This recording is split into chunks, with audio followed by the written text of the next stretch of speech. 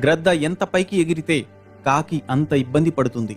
కాకికి ఊపిరాడక ఆక్సిజన్ సరిగ్గా అందక గ్రద్ద వీపు మీద నుండి జారి పడిపోతుంది. కాబట్టి అనవసరమైన విమర్శలకు, వివాదాలకు స్పందించాల్సిన అవసరం లేదు. మీ సామర్థ్యాన్ని పెంపొందించుకోండి. వివాదాలు, విమర్శలు వాటంతట అవే కొట్టుకుపోతాయి.